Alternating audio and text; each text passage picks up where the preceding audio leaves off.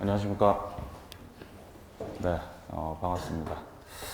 전국에 계신 수강생, 온라인 수강생 여러분들과 그리고 여기 현장 강의 들으시는 분들 다들 반갑습니다.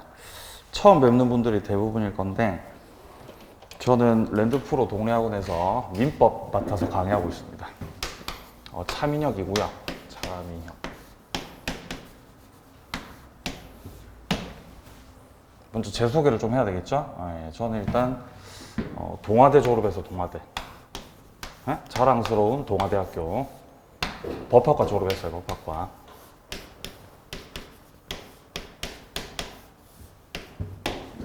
예. 그리고 뭐 별로 내세울 게 없더라고요. 찾아봐도.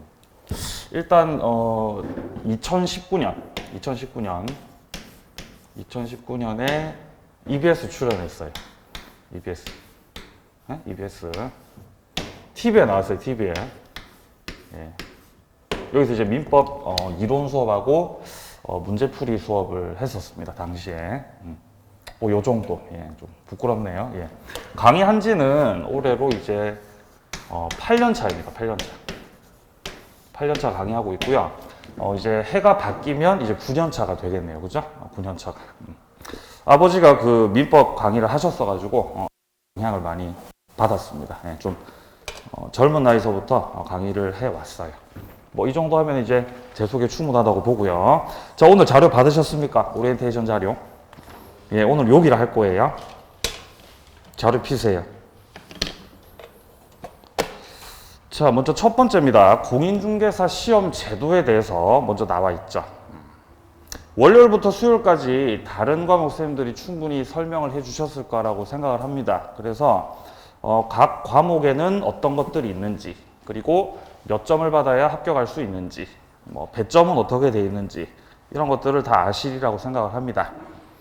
여기 시험 과목 표에 나와 있는 것들이 여러분들이 실제 시험장 들어가셔가지고 요 시간에 맞춰서 이제 문제를 푸시는 거예요. 자, 거기 보시면 이제 1차 시험에 보시면 과목 두 개죠. 부동산 학개론하고 민법. 이렇게 1차 두 과목입니다. 자, 문항 수를 보게 되면은 과목당 40문제. 그럼 총 몇 문제죠? 총 1차 시험이 80문제겠죠? 자, 그래서 민법은 41번서부터 시작해요. 41번서부터 시작해서 80번까지 이렇게. 40문제입니다. 40문제. 이렇게 출제가 돼요. 민법이 이렇게. 자, 그리고 이제 그 밑에 보시면은 이제 2차 과목들도 나와 있고요. 2차 과목은 2차 선생님들과 함께 열심히 하시면 되겠죠. 자, 그리고 1차 시험 시간이 지금 100분이라고 되어 있습니다. 100분. 그러면 그냥 단순 계산을 해보더라도 각 과목당 50분 만에 풀어내셔야 된다는 거죠. 맞습니까? 근데 몇 문제라고요? 민법이 40문제라고, 40문제. 그럼 40문제를 몇 분 안에 푸시라고요? 50분 안에 푸시라는 거예요. 근데 OMR에 여기 마킹도 하셔야 되잖아요. 그러니까 대략적으로 한 문제당 거의 한 1분꼴로 풀어내셔야 된다라는 결론이 나오는 거죠. 물론 이제 문제 난이도는, 이 문제 난이도라는 것이, 자, 문제의 난이도가 있어요. 다 같은 난이도로 출제되지 않아요. 저 40문제 중에서 문제 난이도를 보게 되면은 상급, 상급 문제가 있고 중, 그 다음에 하 어떻게 하더라? 이렇게 하죠. 이렇게 상중하로 나눠져 있다고, 이렇게 상중하로. 자, 그래서 이제 상중하 문제 난이도 비율로 이렇게 나눠져 있고, 일단 요 상급 문제가 대략적으로 20%.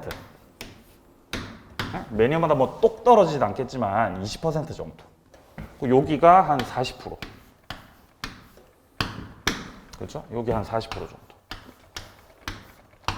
뭐 요 정도의 비율을 보이고 있지 않나 생각이 들어요. 뭐 때로는 이제 상급 문제 비율이 좀 더 높을 때도 있는데 제가 느낄 때는 요 정도 비율로 출제가 된다라고 보여집니다.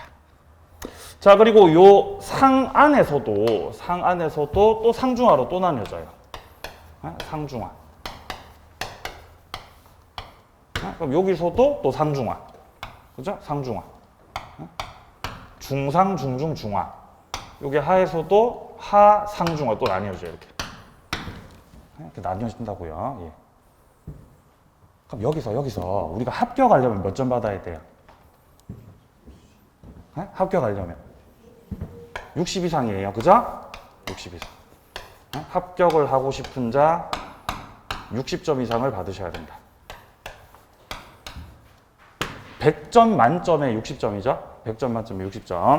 자, 그래서 제가 말씀드리고 싶은 부분은 이 상중하 문제 중에서 요 정도? 중 정도? 중중 정도? 중중 정도? 요 정도? 네, 요 정도만 여유롭게 풀어내실 수 있어도 합격하는데 전혀 문제 없다는 사실이에요. 그러니까 이런 상급 문제들 같은 경우는 실질적으로 무시하셔도 틀리셔도 찍으셔도 합격하는 데는 전혀 문제가 없어요. 중하 정도만 풀어내셔도 아주 여유롭게 훌륭한 점수로 합격할 수 있다는 것입니다. 자, 자세한 내용은 조금 이따 또 말씀드릴게요. 자, 밑에 2번으로 내려갑니다. 합격 기준. 매 과목 100점 만점으로 해서 40점 이상. 그러니까 40점 밑으로 내려가면 안 된다는 거지. 이런 걸 우리가 꽈락이라 그러죠. 그리고 전 과목 평균 60점 이상 득점한 자. 자, 그러니까 평균치를 낼 때 1차 평균하고 2차 평균 따로 낸다는 것이에요. 여기서 결론이 나와야 돼요. 네? 이거를 보고 결론을 내야 돼요. 결론. 결론. 네? 결론 따라서 민법은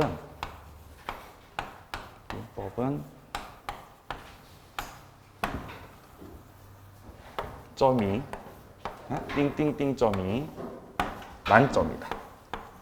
이렇게 결론 나와야 돼요. 몇 점이 만점이에요? 네? 공인중개사 민법 몇 점이 만점이죠? 100점? 100점 아니에요. 몇 점이라고 하셔야 돼요? 출제자의 의도를 파악하세요. 몇 점 만점? 80이에요. 80점 만점이라는 거죠. 왜냐면 합격을 하기 위해서는 일단 40점 밑으로 내려가면 안 되죠. 과목별로. 그러면 최소한도로 부동산 학개론을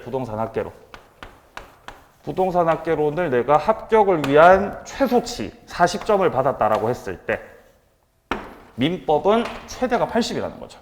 그럼 평균 60대에서 합격을 하는 거죠. 그러니까 민법을 80점 이상 받으시는 거는 의미가 있다고 의미가 없다고? 의미가 있어요, 없어요? 의미가 없어요. 의미가 없다고요. 뭐 이렇게 등수에 따라서 뭐 자격증 색깔 달라집니까? 네? 점수 높으면 뭐 금색 자격증 받는 거예요? 그런 거 없어요. 그냥 평균 60에 합격이 되는 거기 때문에 자, 예로는 40점 이상으로만 받으시고 민법 80점을 넘기시는 거는 별로 의미가 없다는 거죠. 그래서 상급 문제 하라고요, 하지 말라고요? 네? 하라고 하지 말라고. 하지 마시라고요. 근데 첫째 시간에 이제 이렇게 하면 여러분들 표정이 나는 할 거다. 나는 열심히 할 거예요. 이런 표정이라고요. 과연 계획대로 될까요? 그냥 버리시라는 거죠. 상고제 버리세요. 자, 80점만 받으시면 충분합니다. 내려갑니다. 자, 2번으로 내려가세요. 자, 보시면 이제 학습 커리큘럼들이 나와 있어요. 자, 보시면 월별로 해서 11월부터 시작해서 이제 시험 다가오는 10월까지 이 학습 커리큘럼들이 나와 있습니다. 자, 일단 기본적으로는 2달 순환 과정이죠. 11, 12월 동안에 이제 입문 과정을 우리가 보내고 11, 12 입문 과정 1, 2월 기본 이론 과정 3, 4월 심화 5, 6월 핵심 요약 7, 8월 단원별 문제풀이 9, 10월 동형 모의고사 과정입니다. 자, 일단 입문 과정이 있죠. 입문 과정. 11, 12. 여기가 11월서부터 12월까지. 2달 동안 이제 입문 과정 밟는 거예요. 지금도 입문 과정이죠. 기본 이론. 1, 2월. 그 다음에 심화. 심화 과정. 3, 4월. 그 다음에 핵심 요약 5, 6월 단원별 문제풀이 단원별이에요. 단원별 7, 8월 마지막이 이제 동형 모의고사 과정입니다. 9, 10월 달 이렇게 해서 이제 시험장 가는 거예요. 네, 시간 금방 갑니다. 금방. 개인적으로 이제 작년 11월 달이 떠올라요. 바로 어제였던 것 같아요. 제 기억에. 여기 있었거든요, 제가. 금방 갔어요, 금방 시간이. 자, 그럼 이제 크게 나눠보면, 크게 우리가 분류를 해보자면은, 요 11월 달서부터 시작을 해서, 요 6월까지, 요 과정. 요 6월까지가 이제 이론 과정이죠, 이론 수업. 그죠? 이론 수업이고, 그 다음에 7월 달서부터 시험 칠 때까지의 동영, 여기가 문제풀이 과정. 그러니까 크게 분류를 해본다면 이렇게 이론 과정과 문제풀이 과정으로 나눠서 볼 수 있겠습니다. 자, 일단 문제풀이 과정 같은 경우는 이후에 제가 조금 더 말씀드리도록 하고, 오늘은 이론 과정들 어떻게 다른지 제가 설명드릴게요. 자, 일단은 표에서 진도별이라고 나와 있죠, 오른쪽에. 11, 12월 달에는 총 100% 내용 중에서 60% 정도만 다루겠다는 것이에요. 왜냐하면 처음부터 다 다루면은 머리가 터지기 때문에. 자, 그리고 그 다음에 이제 1, 2월 과정 본격적으로 들어가서 80, 이후 90, 나중에 5, 6월 과정 갔을 때는 전 영역을 다 다루게 될 것이다 라는 것입니다. 그럼 이제 의문이 들 수가 있죠. 처음서부터 다 하면 되는데 이렇게 나눠서 하느냐. 이게 효율적이기 때문이에요. 한 번에 다 못 끝내기 때문에 여기서 틀을 잡고 점점 살을 붙여 나가는 과정이다라고 보시면 됩니다. 자, 입문 과정에서는 용어 위주로 정리할 거예요. 용어. 아무래도 민법이 법이다 보니까 용어 자체가 낯설겠죠. 그래서 11, 12월 달에는 용어 중심으로 정리를 할 겁니다. 자, 그리고 기본 이론 과정에서는 조문 위주로. 조문. 심화에서는 판례. 그죠? 그럼 5, 6월 달에는 뭐 하겠어요? 5, 6월 달에는요. 5, 6월 달은 뭐 할까요? 그럼 이때는요. 싹 다. 5, 6월 달은 싹 다, 싹 다. 예, 이렇게 한다는 거죠. 예. 자, 우리가 민법이라고 하면, 민법이라고 하면은, 이제 민법이라는 우리가 이 법률을 공부하는 거잖아요. 법률. 법이죠, 법. 자, 그럼 법이 뭐냐라고 물었을 때 우리가 대답하기가 좀 곤란하다고요. 네? 대답하기가. 근데 결국 법률이라는 거는 조문으로 구성이 돼 있는 거예요. 조문으로 구성돼 있다. 민법 1조, 민법 2조, 3조, 4조, 몇 조 이렇게 조문으로 구성돼 있다고요. 민법 총 몇 조인지 아세요? 민법 총 몇 조인지 아시는 분? 상품권 드릴게요. 에? 1000조 넘어요. 1000조가 넘는다고요. 1100조 넘습니다. 자, 예를 들어서 우리 시험 범위에서 민법 제 103조를 보면은 반사회적 법률행위라는 게 나와요. 반사회적 법률행위라는 것이 나와요. 103조에. 여기서부터가 우리 시험 범위예요. 자, 그래서 103조를 들여다보면 뭐라고 나와 있냐면 이렇게 돼 있습니다. 선량한 풍속.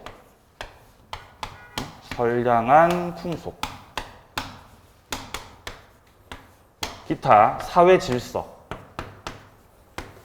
선량한 풍속이나 사회 질서들을 위반한 법률행위. 이런 것들을 위반한 법률행위.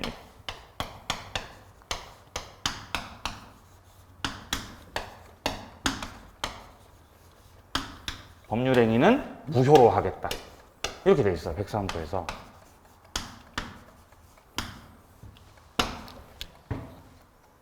네, 뭔 말인지 아시겠어요?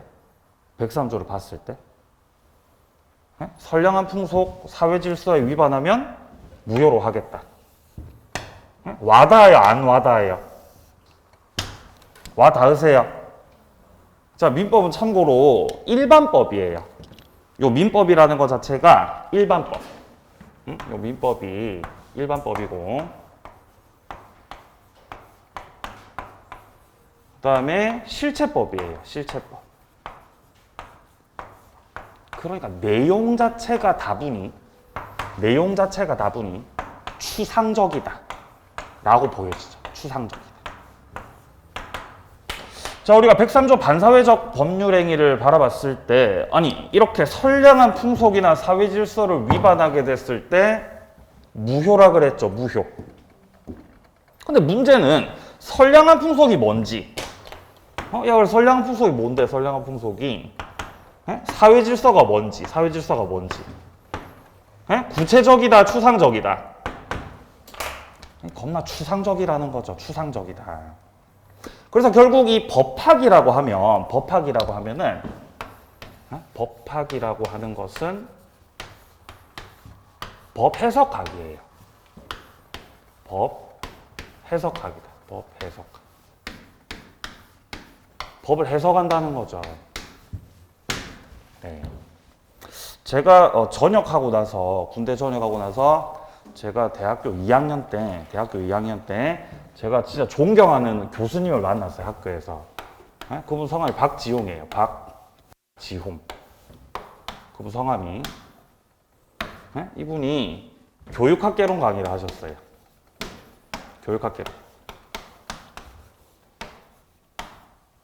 처음에 이분을 만났을 때 완전 매료됐어요. 너무 카리스마가 넘치시고 어떤 깊이, 그런 게 막 연륜 같은 게 느껴지더라고요. 너무 제가 존경하는 교수님입니다, 개인적으로. 지금은 연락이 안 돼요. 교수님 혹시 보고 계시다면 연락 부탁드립니다. 보고 싶네요. 자, 그래서 이분을 첫 시간에 딱 만나서 이분 수업이 너무 좋아가지고 수업 끝나고 이분을 제가 뒤따라갔거든요. 화장실 가시더라고요, 화장실에. 그래서 저도 화장실 따라 들어갔어요. 볼일 보시더라고요. 옆에서 볼일 봤어요, 저도요. 그러니까 그분이 저를 부르시더라고요. 이보게. 자네는 어디냐 이렇게 물으시더라고요. 저는 법학과입니다. 법학과 학생입니다. 라고 얘기를 하니까 그분이 이렇게 말씀하셨어요. 이보게. 법학은 법 해석학이네 이러시더라고요. 법 해석학이네 이렇게. 그러니까 그때 당시는 이 말이 그렇게 막 이렇게 와닿진 않았지만 지금 돌이켜 생각을 해보면 이분이 법학에 대해서도 그 나름의 꿰뚫는 무언가 조예가 있으셨던 것 같아요. 지금 생각을 해보면요. 법학이라는 거는 법 해석학이 맞아요. 제가 아무리 생각을 해봐도. 지금 아까 말씀드렸던 103조 반사회적 법률행위 있죠.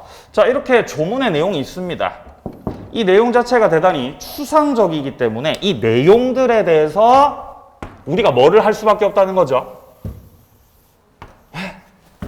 해석할 수밖에 없다. 해석을 한다고요. 누가 해석하죠? 누가 해석해요? 제가? 저 해석 못하죠. 저는 아무것도 아닌데. 누가 해석하죠? 학자들이 해석해요. 학자님들. 학자님들 어디 계세요? 학자님들 어디 있죠? 대학 교수님들. 예? 대학 교수님들이 해석하신다고요. 그러면 이 대학 교수님들이 한 분이 아니라 여러 명일 거 아니에요. 그러면 해석의 내용이 같겠어요? 다르겠어요? 해석의 내용이 달라요. 그래서 학설이라는 게 존재하는 거예요. 학설. 다수설도 있고 소수설도 있고. 그러니까 이런 이 조문의 내용에 대해서 법률적인 어떤 그런 내용에 대해서 해석을 하게 되는데 그 해석의 그 방식이나 내용들은 당연히 다를 수밖에 없다는 것이죠. 자, 그럼 학자들이 내놓는 여러 가지 해석들이 있을 것이고 최종적으로는 법원의 판단이 있는 거예요. 법원의 판단. 이 법원의 판단을 뭐라고 할까요, 우리가? 이걸 판례라 그래요. 이걸 판례라 그래요. 그러면 학자들의 생각과 법원의 판단이 같은 경우도 있을 수 있겠지만 다른 경우가 더 많아요. 당연히 다르죠. 그죠? 왜냐면 학자들은 대단히 논리적인 것만 강조하시죠. 논리. 앞뒤가 맞냐 안 맞냐만 강조하신다고. 근데 우리 법원 같은 경우는 논리에 더불어서 현실을 반영해야 되는 현실 반영. 현실을 반영해야 되기 때문에 학자들의 생각과는 당연히 나누어질 수밖에 없다라는 것입니다. 뭐가 더 중요할까요? 학자들 떠드는 게 중요하다, 판례가 중요하다? 판례가 훨씬 중요해요. 학자들 백날 첫날 떠드는 거 시험에 안 나옵니다. 시험에 안 나온다고. 그러니까 안 하셔도 돼요, 안 하셔도. 무시하세요. 우리가 알아야 되는 거는 법원의 판단. 학자님이 아니라 우리 판사님은 어떻게 생각을 하셨느냐. 이 판례가 중요하다는 거죠. 자, 그러니까 103조 반사회적 법률행위를 바라봤을 때 야, 선량한 풍속이 뭔지, 사회 질서가 뭔지는 잘 모르겠죠. 추상적이니까. 근데 이와 관련된 판례들을 살펴보게 되면은 어떤 게 반사회적인 건지, 어떤 게 반사회적이 아닌 건지에 대한 판례들이 남아있겠죠? 그걸 출제해요, 법에서. 아니, 우리 시험에서 출제한다고요. 예? 시험에서 출제해요. 예를 들어서, 뭐, 첩계약을 했다, 첩계약. 첩계약을 했어요. 반사회적이에요, 반사회 아니에요?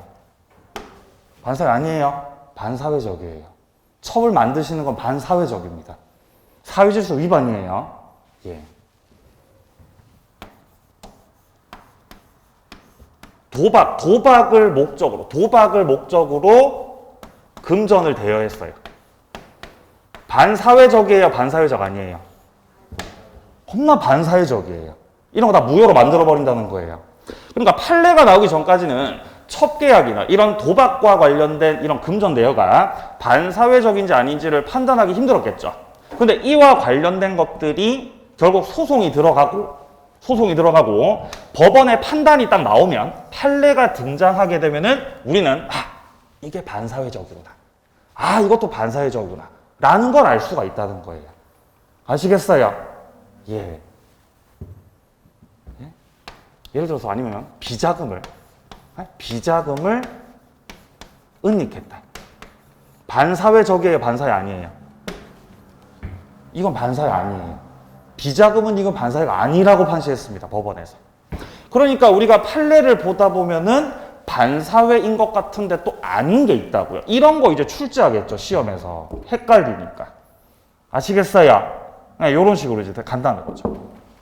자, 그래서 결국 결론적으로 말씀드리면 이 민법을 구성하고 있는 것들은 일단 첫 번째가 조문이에요, 조문. 조문 자체가 곧 민법이라는 법률인 거죠, 조문. 그리고 이 조문을 기준으로 해서 이를 통한 이 법원의 판단, 해석이 가미가 되는 판례. 이 조문과 판례 두 가지가 우리 시험의 전부다라고 봐도 무방해요. 그러니까 이 문제를 출제하시는 분들은 조문에서 출제하거나 아니면 판례에서 출제해요. 이해되세요? 조문 판례. 그러니까 우리가 공부할 때 뭐를 봐야 돼요? 조문 판례. 네? 공부할 때 조문 판례를 봐야 된다고요. 우리가 지금 받은 입문서 있죠? 그리고 이후에 받게 될 기본서. 이런 것들은 전부 다 조문과 판례를 중심으로 해서 편저한 책들입니다. 그래서 우리가 공부할 때 항상 그 본질을 잡고 가셔야 된다. 본질을. 시험 출제는 결국 조문하고 그다음에 어디서 출제된다고요? 여기서 출제된다고. 자, 그래서 1년 커리큘럼을 말씀드렸을 때 11, 12월 달에는 아무것도 모르시니까 용어 정리하겠다고요. 아니, 그렇다고 용어 정리만 하고 조문 판례는 안 할 거냐? 아니, 할 거예요. 할 건데 용어 위주로 한다는 거죠. 자, 그다음에 기본 이론 들어갔을 때는 조문을 위주로. 자, 아까 제가 민법 1000조가 넘는다고 말씀드렸는데 우리 시험 범위에 포함된 것들은 그렇게 됩니다. 그래서 그런 것들을 엄선해서 조문 위주로 정리를 하고 이후 판례 위주로. 마지막에는 싹 다. 이제 이론 마스터죠, 그죠? 이론 마스터 과정. 정리하고 이제 문제풀이 들어간다는 거예요. 그러니까 총 4번을 갖다 반복을 하게 되는 거죠. 이제 감 잡히십니까? 6월달까지 어떻게 갈지. 예. 자, 밑으로 내려가세요. 자, 1번에 기초 입문이라고 되어 있고요. 자, 보시면 학습에 적응을 위한 필수 입문 과정이다 라고 되어 있죠. 괜히 필수자 붙인 거 아니에요. 보면 이제 11, 12월 달을 너무 좀 이렇게 그냥 쉽게 보시는 분들이 계시더라고요. 그거 안 들어도 되는 거 아니야? 아니, 들으셔야 될걸요. 필수 입문 과정입니다. 자, 그리고 기본과 심화. 요 지금 기본 이론 과정하고 심화 이론 과정에서 우리가 기본서로 학습합니다. 기본서. 지금 갖고 계신 책은 입문서. 나중에 두꺼운 책 나와요. 기본서. 자, 그거를 가지고 기본 이론 과정에서는 조문을 위주로, 심화 과정에서는 판례를 위주로 해서 정리를 해 나가도록 하겠습니다. 여기가 가장 핵심이겠죠? 자, 그리고 이후에 이런 것들을 다 엮어서 이제 너무나 방대한 기본서를 이제 요약집으로 조금 얇은 책으로 요 핵심 요약 과정에서 정리를 하게 됩니다. 자, 그리고 밑에 이제 단원별로 문제 풀다가 동형 모의고사 과정으로 가는 것이에요. 이렇게 이제 1년 학습 커리큘럼을 말씀드렸습니다. 뒤로 넘기세요. 자, 이제 오늘 수업의 메인 이벤트입니다. 민법 학습 3개명이 나와 있죠. 3개명. 그럼 더 민망하네요. 네, 민법 학습 3개명이에요. 네. 성경에는 10개명이 있잖아요. 성경에는. 그죠? 근데 민법에는 뭐가 있어요? 차민형 민법에는 3개명이 있다는 거죠. 3개명. 제가 지금껏 강의를 하면서, 강사 생활을 하면서 수험생 여러분들을 바라보면서 느꼈던 것들을 담아서, 담고 담아서 3개명으로 정리했어요. 원래 이 OT 과정에서 선생님들이 뭐 이런저런 말씀하시잖아요. 머릿속에 하나도 안 남아있거든요. 그래서 이 번호까지 붙여가면서 이렇게 정리를 해놓은 거죠. 제 노력이 느껴지세요? 노력하는 강사죠. 예. 1번 보세요. 1번. 항상 계명이라는 거 1계명이 제일 중요해요. 1계명이. 1계명 뭐예요 지금? 복습이 우리를 합격으로 인도한다. 제가 인도하는 게 아니에요. 예. 랜드프로가 인도하는 게 아닙니다. 스스로가 인도하는 거죠. 스스로가. 그리고 결국 우리의 실력을 상승시키고 우리가 시험장에서 당당하게 들어갔다 나올 수 있는 원동력이 되는 건 결국 복습이라는 거죠. 복습. 자, 1번 확인합니다. 동그라미 1번. 결국 공부라는 것은 스스로 하는 것이 본질이라는 거죠. 공부는 스스로 하는 게 본질이에요. 그죠? 그 밑에 줄에 보시면 아주 중요한 말이 나와요. 시험장에 들어가서 문제 풀 때 여러분은 혼자라는 거죠. 저랑 같이 안 들어가죠? 혼자 들어갑니다. 혼자. 춥고 외로워요. 네, 춥고 외롭습니다. 그리고 정신적으로 좀 궁박 상태죠? 혼자입니다. 혼자. 자, 그렇기 때문에 결국 본질 자체가 공부라는 게 스스로 하는 것이다 라는 걸 좀 기억을 하시고요. 동그라미 2번 봅니다. 후반부에 가서도 동영상만 수강하는 건 효율적이지 못하다라고 되어 있죠. 자, 물론 지금은 초반이잖아요. 그죠? 분명히 지금은 초반이에요. 그러니까 이 초반 과정을 밟을 때는 동영상을 반복해서 들으시는 거, 동영상을 반복적으로 요것만 수강을 해버리겠다. 왜냐면 너무 말 자체가 어려우니까. 굿입니다. 굿. 초반에는 굿이라고요. 자, 근데 초반에 동영상 강의만 수강을 하시다가 점점 시간이 갈 거 아닙니까? 3, 4월이 지나고 3, 4월이 지나고 최종적으로 5월달이 됐는데도 스스로 책을 읽지 않고 나는 여전히 동영상만 보고 있다. 안 돼요. 그럼 안 되는 거예요. 근데 이런 분들이 엄청 많아요. 5월달, 6월달, 심지어 시험 전날까지도 동영상만 보시는 분들. 망합니다, 그러면. 망해요. 왜냐면 결국 이 강의라고 하는 거는 보조적인 수단에 불과한 겁니다. 강사가 여러분들에게 이 어려운 내용들을 쉽게 풀어서 예를 들어서 막 설명을 하잖아요. 그럼 당연히 알아듣죠. 들으면서 알아듣는다고요. 이해가 되고. 근데 문제는 시험장 갔을 때는 둘이라고요, 혼자라고요? 혼자라고요, 혼자. 그러니까 결국 우리가 뭔가 텍스트를 보고 문장을 보고 이거를 읽고 이해하는 거. 이건 스스로 할 수밖에 없다는 거예요. 우리가 기본서를 보든 문제를 보든 뭔가 문장을 읽고 그 문장을 이해하는 거. 이건 스스로 해야 된다는 거예요, 스스로. 네. 그러니까 밥을 떠가지고 여러분들 입에 넣어드릴 수는 있다고요. 네? 근데 씹는 건 스스로 하셔야 된다는 거예요, 씹는 거는. 그러니까 강의를 듣고 나서 뭔가 본인의 것으로 만들어야 되는 그 시간이 필수적으로 수반된다는 거죠. 그거를 제가 복습이다라고 해놓은 거예요. 복습이다.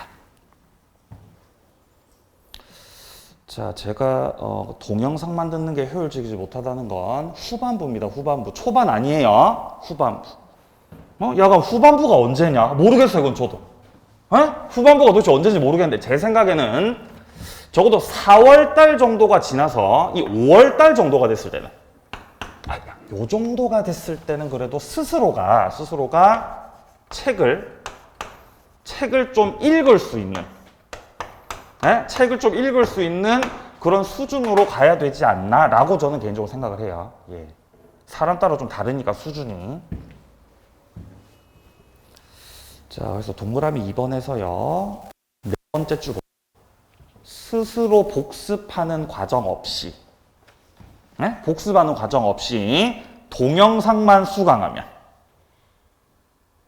나중에는 어딘가 들은 적이 있는데 어디에 있는 건지 모르겠다. 출력이 안 되는 거죠.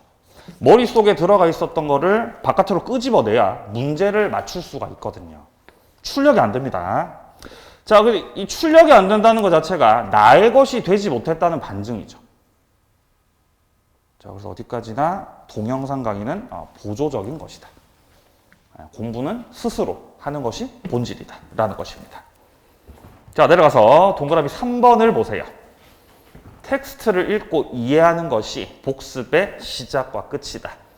자, 복습을 하는 개개인의 방식은 천차만별이겠죠. 근데 제가 생각하는 가장 좋은 복습은 자, 둘째 줄에 나오죠. 당일 수강한 내용에 맞춰서 이론서를 차근차근 뭐 하는 거다? 읽는 거다. 정독하는 것이다. 이게 제가 생각하는 가장 좋은 복습 방법이에요. 뒷문장 더 나가서 관련된 OX나 객관식 문제를 풀어보면서 스스로를 점검한다면 이보다 완벽한 복습은 없다라는 것이죠. 네. 갑자기 뭐 공부하고 싶어지죠? 예, 죄송합니다. 내려가세요. 자, 둘째로 내려가세요. 자, 두 번째 이계명입니다.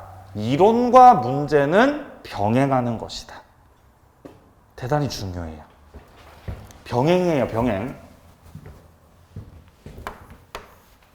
이론과 문제는 뭐 하는 거라고요? 병행하는 거라고, 병행. 병행을 하시라고, 병행을. 아니, 제가 이걸 왜 이계명에 넣어놨겠어요? 병행을 안 하시니까 넣어놓은 거 아니에요? 병행을 안 하시니까. 이론이 중요해요? 문제가 중요해요? 뭐가 더 중요하죠? 둘 다? 그런 거 하지 마시고. 한 개만 선택하세요, 한 개만. 경중을 따지면 뭐가 더 중요하겠어요? 경중을 따진다면. 문제가 더 중요하죠. 시험 칠 때 선생님은 얼마나 알고 있습니까? 라고 이론을 물어봐야 문제 정답 맞춰야 돼요. 정답 맞춰야 된다고. 그러니까 결국 본질은 우리가 시험장에 들어가서 문제를 풀고 정답을 맞춰야 합격이라고요. 그러니까 문제가 중요하다는 거지. 자, 그게 1번입니다. 1번. 동그라미 1번. 정답을 내지 못하면 합격할 수 없다. 자, 첫째 줄 이렇게 나와 있어요. 커리큘럼을 무사히 밟아온 수강생이면 이론의 내용을 모르는 경우는 거의 없습니다. 진짜 이게 진실이에요. 그러니까 계속 내용을 반복해서 수강을 하니까 내용 자체를 모르는 경우는 없다고요. 거의 없어요. 진짜 무슨 바보가 아닌 이상은. 스스로가 바보라고 생각하시면 바보 없어요. 저 바보 이때까지 한 번도 못 봤습니다. 그러니까 내용을 모르진 않아요. 자, 근데 이론을 알고 있어도 내가 이걸 바탕으로 해서 문제를 해결하고 정답을 찾아내는 건 또 다른 문제라는 거예요. 내가 알고 있는 걸 문제에다가 적용시켜가지고 정답 찾아내는 건 다음 스텝이라는 거죠. 다른 문제입니다. 자, 그렇기 때문에 우리는 이론에만 초점을 맞출 것이 아니라 문제를 풀고 연습을 하셔야 된다는 거죠. 연습. 이거는 스스로 체득할 수밖에 없어요. 문제 푸는 노하우 같은 경우는. 자, 그리고 그 밑에 줄에 보시면요. 이론을 충분히 이해하고 있다고 생각함에도 실질적으로 점수가 나오지 않는 건 연습이 되지 않았기 때문이다. 따라서 문제를 좀 빨리 접하는 것이 빨리 합격하는 길이다 라고 저는 생각을 합니다. 빨리 문제를 좀 보시라는 거죠. 언제부터 문제 봐야 되죠?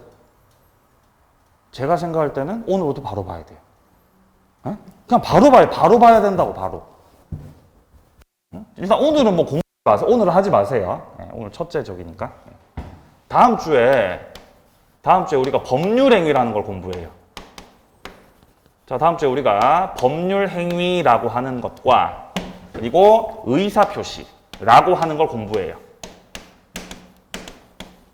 그러면 요 해당 파트를 그날 수업을 들을 거 아닙니까? 일단 수업을 듣는 게 일단 기본이죠. 수업 째지 마세요. 수업 째시는 분들은 망합니다. 째지 마세요.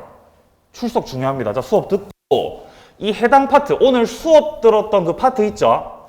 거기에 문제를 보시라는 거죠. 근데 처음서부터 객관식 오지선다를 보면 부담스러우니까 OX 푸시라는 거죠. 좀 이렇게 좀 쉽게 접근할 수 있도록. 이거 수업 자료로 나갈 거예요. 수업 자료로. OX가 수업 자료로 나가니까 그날 수업 들었던 거 점검 차원에서 OX 바로 풀어보시는 것이 좋겠다. 그래서 OX가 어느 정도 이제 조금 적응이 됐다. 그럼 바로 이제 객관식 문제 푸는 단계로 넘어가는 것이 맞다라고 저는 생각을 합니다. 빨리 문제로 하는 게 좋아요. 자, 내려갑니다. 동그라미 2번. 역설적으로 문제에서 이론이 정리가 된다.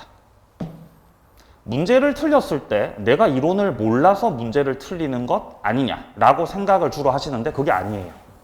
나는 이론을 알고 있습니다. 이론을 알고 있는데 푸는 연습이 안 돼서 틀리는 거다라고 앞서 말씀을 드렸었죠. 자, 근데 우리가 이론 학습을 하면서 이해되지 않는 부분들이 있어요. 한계치가 있는데 이게 오히려 반대로 문제를 풀면서 이론이 정리가 된다는 것이에요. 자, 그리고요, 둘째 줄 보세요. 문제가 있고 이론이 있습니다. 자, 주로 문제를 풀어야 어디서 출제가 되는지가 보이고 이론서를 입체적으로 볼 수 있다. 또한 문제를 풀어야 내가 어디를 아는지, 내가 어디를 모르는지를 파악할 수 있어요. 그럼 당연히 내가 공부할 때는 아는 데를 공부해야 돼요? 모르는 데를 공부해야 돼요?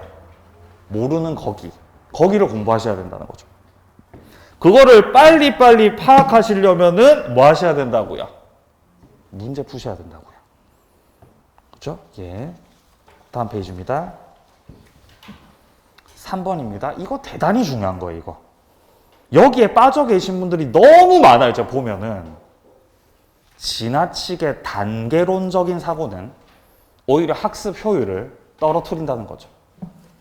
자, 앞서 학습 커리큘럼을 말씀드렸잖아요. 11월 달서부터 시작해서 1, 2, 3, 4, 5, 6을 거쳐서 우리가 이론 수업을 하게 되지 않습니까? 그리고 이 이후 단계. 좀 지울게요. 자, 6월 달이 지나고 그 이후 단계가 됐을 때 단원별 문제풀이. 단원별 문제풀이. 9, 10월 달 동형 모의고사 과정. 이렇게 이제 하잖아요. 그렇죠? 그러니까 이론 스텝을 지나서 요 스텝을 지나서 이제 다음 스텝으로 넘어가는 거죠. 단계를 밟는 거예요, 단계를.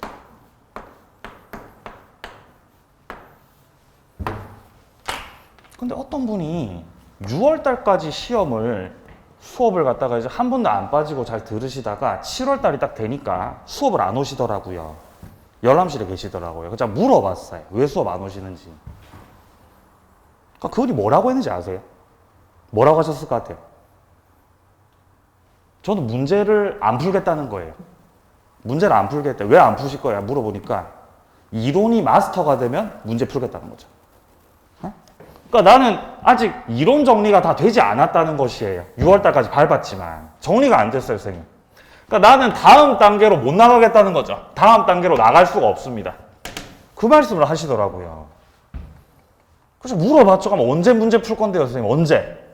저는요, 이론이 마스터가 되고 나서 이론을 완벽하게 마스터하고 나서 그 다음에 문제를 풀 거예요 라고 하시더라고요. 에? 미쳤어요. 에? 이 정신 나간 생각이라는 거죠, 이런 거는. 아니, 왜냐면 이론을 마스터하는 것 자체가 불가능해요, 불가능. 뭐 한 10년 들이면 마스터할 수 있겠습니까? 10년 들이면? 안 될 것 같은데요. 10년이 지나도 안 될 것 같은데요. 그 학문의 깊이라는 것은 끝이 없어서 마스터를 할 수가 없다고요. 그 자체가 안 된다고요. 그러니까 지나치게 단계로적인 사고. 야, 나는 이론 절차를, 이론 수업을 이렇게 단계적으로 밟다가 이렇게 탁 갈 거야. 앞에 거를 안 끝내면 난 다음 단계로 안 나갈 거야. 라고 하는 이 몹쓸 생각을 없애줘야 돼요. 없애야 돼요. 완벽할 수 없어요. 절대적으로 완벽할 수 없습니다. 제가 문제하고 이론하고 뭐 하는 거라고요? 에? 병행을 하는 거라고, 병행을. 그러니까 이론에서 내가 오히려 이해하지 못했던 것들을 문제 풀면서도 이해할 수 있다는 것이죠. 그러니까 문제하고 이론하고 계속 왔다 갔다 하는 거예요. 같이 가는 거예요, 같이 가는 거. 자, 둘째 줄에 말 나와 있죠. 이론을 완벽하게 정리하고 문제를 풀겠다면 10년이 지나도 문제를 풀어보지 못할 것입니다. 예, 불가능합니다. 자, 해서 그 밑에 줄에 보시면요.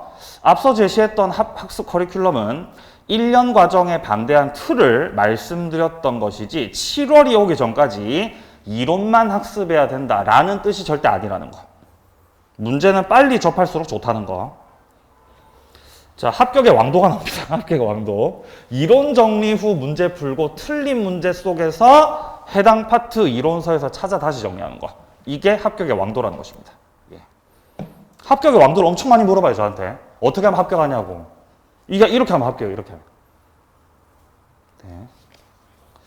자, 3계명으로 내려갑니다. 자, 세 번째입니다. 분량은 줄이는 것이다. 분량은 뭐 하는 것이다? 줄이는 것이다. 양을 늘리면 안 돼요. 양 늘리면 반드시 망합니다. 양을 절대로 늘리면 안 됩니다. 제가 이 말씀을 드리는 이유는 우리가 정규 수업을 밟으면서 자, 지금은 일단 입문서를 받으셨죠? 입문서 2권. 그죠? 1차 한 권, 2차 한 권, 입문서. 자, 이후에 1월 달이 되면 이제 기본서로 수업합니다. 기본서. 기본서는 실질적인 우리 이 1년 과정의 교과서입니다. 교과서. 실질적 교과서. 12월 말에 나올 거예요. 이건 과목별로 있어요. 기본서는. 따라서 총 몇 권이다? 6권이다. 네? 슬슬 불안해지죠? 자, 그 다음에 요약집.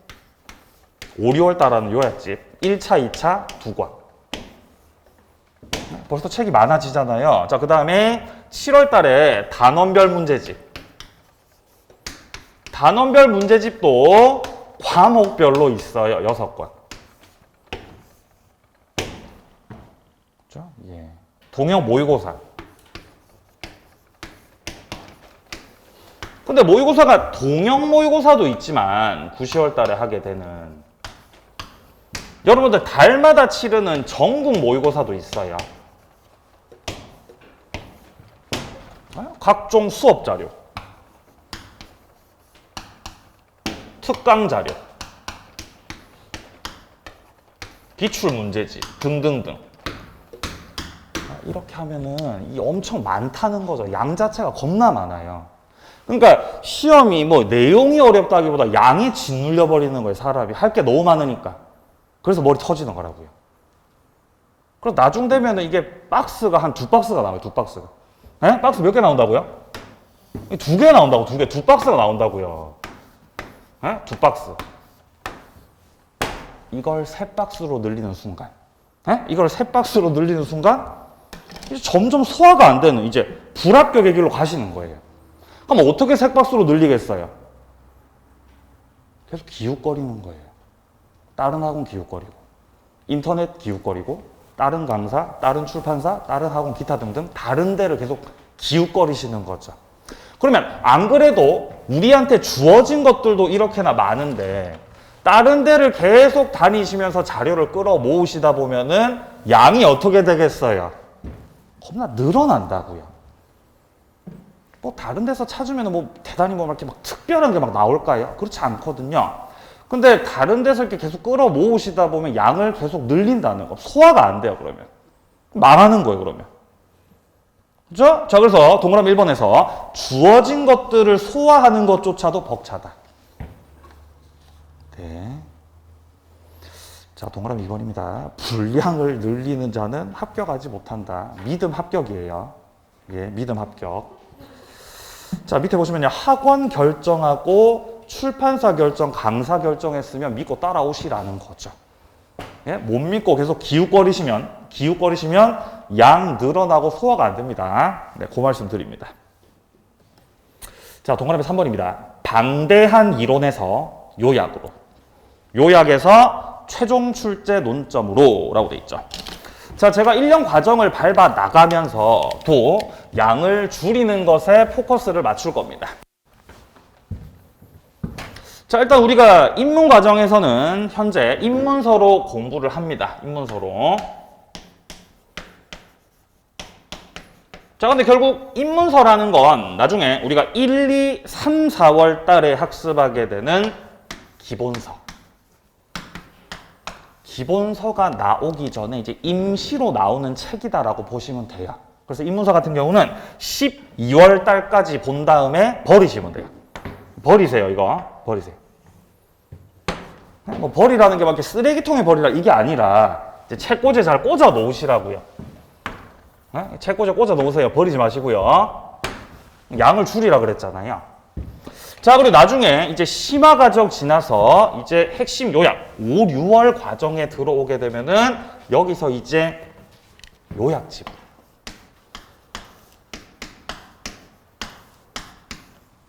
요약집이 가지는 의미는요. 이 기본서라는 거를 이렇게 눕혀서 봤을 때 두께가 엄청나요. 두께가 한 이만해요. 두께가.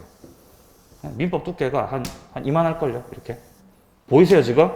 파란색 잘 안 보이는 것 같은데요. 보여요, 안 보여요? 보입니까? 예, 보이는군요. 예. 자, 두께가 이만해요. 책이 이렇게. 겁나 두껍다고 이렇게. 민법만 봤을 때. 그럼 다른 과목들까지 하면 겁나, 예, 그렇겠죠. 예. 자, 그래서 기본서가 이렇게 너무 방대하니까 나중에 5, 6월 달 요약집 과정 들어갔을 때는 이거보다 얇아지는 거예요. 얇아져요. 요 정도? 이렇게 얇아져요. 이렇게. 축약이 됩니다. 내용 자체가. 자, 근데 요것마저도 부담스러워 하시는 분들이 있기 때문에 그 이후 과정에서는 최종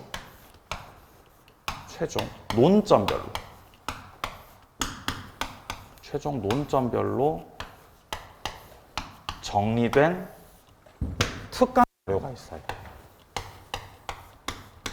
특강이 맞나? 모르겠어요. 아무튼 후반부에 공개가 됩니다. 요 같은 경우는 40페이지. 양면 인쇄 40페이지. 20장이라는 거죠. 비포 20장. 거기에 모든 내용들을 다 담는 거예요. 우리 시험에 출제되는 논점 이 50개를 엄선해서 논점 50개. 최종 정리를 하게 되는 것입니다. 그러니까 우리 커리큘럼 자체도 자꾸만 후반부로 갈수록 방대했던 기본서를 시작으로 해서 요약집으로 내용을 한번 1차로 축약시키고 나중에는 최종적으로는 더 축약을 시켜서 이제 시험에 최적화된 상태, 그 상태로 만든 다음에 이제 시험장에 들어가게 된다라는 것이에요. 그러니까 양 자체를 줄여 나가는 과정을 여러분들이 이제 익숙하게 받아들이셔야 됩니다. 자, 여기까지 해서 3개명까지 말씀을 드렸습니다. 자, 여기까지 OT 마무리하고요. 자, 오늘 첫째 시간이니까 입문서 앞에 조금만 하고 마칠 거예요. 조금만 쉬었다가 둘째 시간부터 입문서 앞에 조금만 보도록 하겠습니다.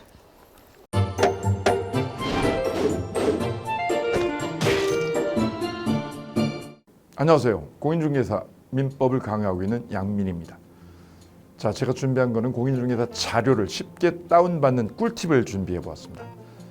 자, 공인중개사를 공부하다 보면 방대한 양의 자료를 접하게 됩니다. 하지만 그것을 일일이 다 출력을 하시거나 보관을 하는 데는 불편함이 따르죠. 이를 해소하기 위해서 핸드폰을 쉽게 활용할 수 있는 꿀팁을 준비했습니다. 네이버 밴드라는 어플을 통해 필요한 자료들을 보거나 다운받을 수 있습니다. 이 네이버 밴드를 활용하는 방법을 하나씩 알려드리도록 하겠습니다. 1단계, 네이버 밴드라는 어플을 다운받습니다. 가장 먼저 안드로이드 버전은 플레이 스토어를 클릭하시면 되겠습니다. 아이폰은 앱스토어에서 하시면 됩니다. 그 다음 검색창에 네이버 밴드를 검색하시고 다운 혹은 설치를 클릭하시면 되겠습니다. 이렇게요. 2단계, 밴드 어플에서 공수모를 검색해 주시면 되겠습니다. 밴드 어플을 누르시면 위쪽 상단에 보시는 것처럼 돋보기 모양의 아이콘이 보입니다. 이 돋보기 부분을 클릭하시게 되면 맨 위쪽에 하얀 공백의 검색창이 생기는데요. 이곳을 눌러서 공수모 이 세 글자를 쳐주시면 되겠습니다. 3단계는요, 해당 공수모 밴드를 들어가 주시면 됩니다. 이 밴드는 공인중개사를 공부하시는 수험생들을 위한 밴드입니다. 수험생들을 위한 시험 정보나 자료가 업로드되어 있어서 공부를 할 때 활용할 수 있는 밴드입니다. 보시는 것과 같이 강의와 관련된 공지사항이나 최신 자료가 다양하게 제공되고 있습니다.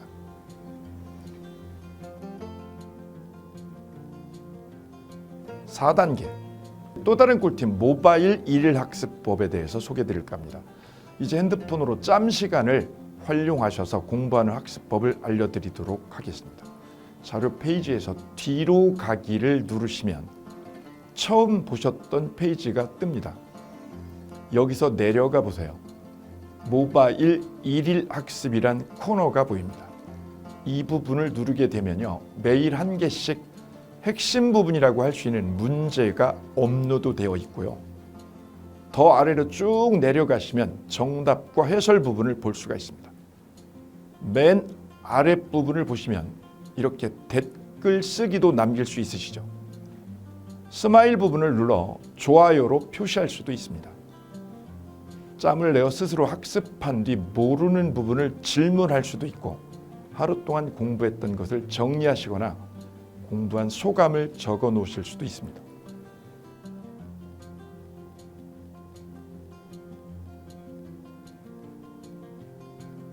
지금까지의 과정과 같이 공수모 밴드에 가입하신다면 다채롭게 업데이트되는 양질의 최근 자료들을 접하시고 활용할 수 있습니다.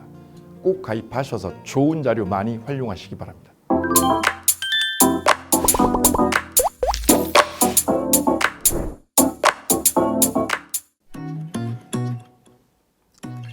자, 안녕하십니까. 자, 이번에는 부동산 실무, 일반인들이 어떤 도움을 받기 위한 관련된 밴드에 대해서 소개를 시켜드릴 건데요. 일단은 검색창에다가 365 부스라고 치시면 돼요. 365 부스인데 365일 부동산 스터디라는 밴드예요. 네이버 밴드인데 365 부동산 스터디라는 밴드 일단 클릭하시면 현재는 이제 4만 명 정도 되는 밴드인데요. 우리가 일반인들이 어떤 부동산 정보를 습득하는 데 있어서 이 정보를 얻기가 되게 쉽지가 않습니다. 내가 어딘가를 찾아본다고 해서 잘 찾을 수 있는 것도 아니고, 어떤 전문가들이 하는 말들이 이 친밀성이 있는 건지 아닌지에 대해서도 우리가 잘 믿을 수가 없는 거기 때문에 그런 정보를 그래도 좀 손쉽게 찾아볼 수 있게끔 저희 이제 이 밴드에 구성된 전문가들이 정보를 좀 제공해 주는 거기 때문에 아마 유용하게 활용할 수 있을 거고요. 내가 부동산 중에 토지를 좀 알고 싶다, 또는 상가를 좀 알고 싶다, 또는 나는 내 집 마련을 위해서 청약이 좀 궁금하다. 근데 그게 솔직히 어디 가서 물어보거나 어떤 정보를 찾기 쉽지 않아서 그것 때문에 만들어진 밴드라고 보시면 돼요. 그래서 365일 내내 부동산을 어떤 공부한다는 취지로 밴드에 들어오셔서 질의응답도 하시고 궁금한 사항에 대해서 뭐 예를 들어 문의하시면 저희가 관련된 정보를 또 제공해주는 그런 밴드라고 보시면 되겠습니다. 어떤 밴드냐면 한번 보시면은 지금 현재는 뭐 공지사항이 제일 먼저 나올 건데요. 이 공지사항은 기존에 있던 오프라인이 어떤 강좌가 있으면 그 강좌에 관련된 거 뭐 세미나라든지 그래서 평소에 이제 우리가 이제 접하지 못했던 강의들 있죠. 이렇게 진행이 된다라는 거 공지를 좀 하는 그런 내용들이고요. 하나 좀 더 올리면 자 이제 우리 교수님이에요. 교수님 중에 상가 교수님이 최근에 예를 들어서 법이 바뀌었어요. 법이 바뀌게 되면 최근에 바뀐 법이 이러한 바뀐 법이 있으니 중개업을 한다거나 투자를 할 때 좀 유의해서 알아보시면 좋겠습니다라는 거를 올려놓을 거예요. 기존에 올려놓은 자료가 있으면 또 찾아보시면 되는 거니까 이렇게 해서 계속 밴드에서 소식을 받으시면 실전에 굉장히 도움을 많이 받을 거라고 예상합니다. 부동산 관련된 내용 중에서 하나 더 보시면 이제 랜드프로에서 그 직접 우리 프로그램 만들고 있어요. 그래서 부동산 까발리기, 부동산 부티크 뭐 이런 TV 관련돼서 부동산 팁 있죠. 예를 들어서 청약을 받아야 되냐 말아야 되냐, 지금 강남권 아파트를 투자해야 되냐 말아야 되냐 이런 정보를 쉽게 여러분들이 뭐 접하지 못하기 때문에 그런 관련된 것들을 시대에 맞게 흐름에 맞게 부동산 시장이 이제 요동치면 내가 지금 집을 팔아야 되냐 뭐 사야 되냐 그런 것들에 대해서 신속하게 정보를 들을 수 있는 밴드니까 시간이 나실 때마다 자주 들어오시고 저도 자주 들어와서 좋은 정보 남겨드릴 테니까 자주 들어오시기 바랍니다. 저는 부동산 공법하고 부동산 토지 투자를 강의하는 고상철이었습니다. 자주 밴드에서 뵙도록 하겠습니다. 자, 수고하셨습니다.